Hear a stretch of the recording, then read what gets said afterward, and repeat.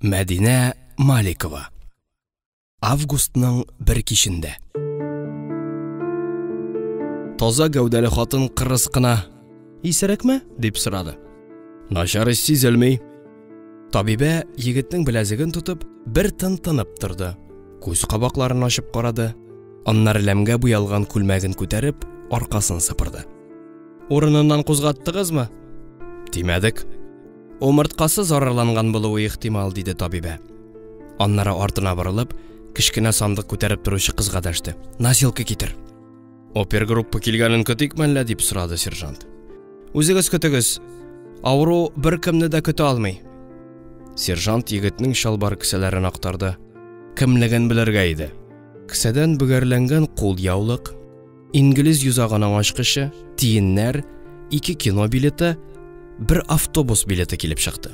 "Ягез", диде табибә үз кул астында эшләүчеләргә кушкандай, "ипләп носилкага салыгыз әле. Саграк кыланыгыз, умырткасы сынган булмасын." Шытыр-шытыр карлыган ботаклар арасында гөлләр тапталды. Сержант белән Васяның куллары туфракка буялды. Машинага таба атлаганда алар ирексездән тәрәзәдән агылган пианино көенә бастылар. Айныткыч машинасы белән ашыгыч ярдәм янына берничә кеше килеп тукталган иде инде. "Комачауламагыз", диде аларга табибә. Носилканы машина эченә шудырдылар. "Кая илтәсез?" дип сорады сержант. "Травматология институтына." Машина кузгалды. Уа-уа дип сиренасын яман улатып, зур тизлек белән китеп барды. Аңа каршы шулай ук сирена кычкыртып, түбәсендәге җемелдәвек шәмәхә утын уйнатып, милиция машинасы килә иде. Машина фараларын бакчага каратып куйдылар. Агачлардан кап-кара күләгәләр сузылып ятты. Өй буе әкияттәге шикелле серле һәм шомлы төс алды. Койма янына милиция киеме кигән 3 кеше чыгып басты. "Менә шушында ята иде", дип күрсәтте сержант.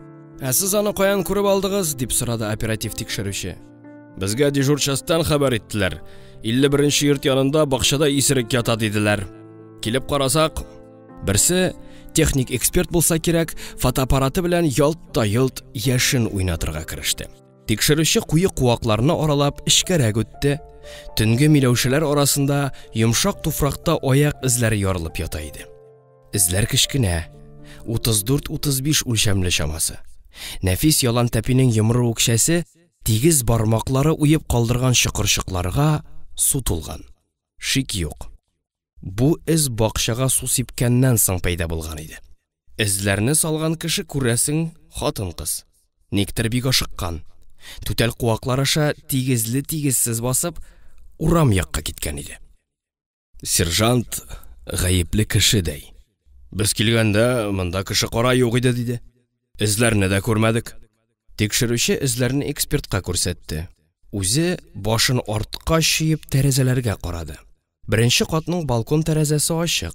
Анда эчке бүлмәдә күрәсең, ян утны гына кабызып кемдер пианино уйный иде. Икенче катның балконында 2 кеше басып тора иде. Тикшерүче фонарын төбәгәч, шундук артка чигенделәр.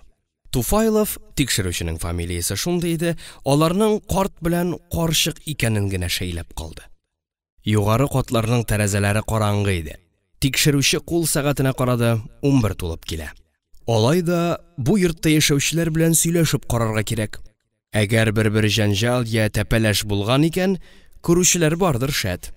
Үз тәрәзәң төбендәге шау-шуны күрмәү, ишетмәү мөмкин түгел.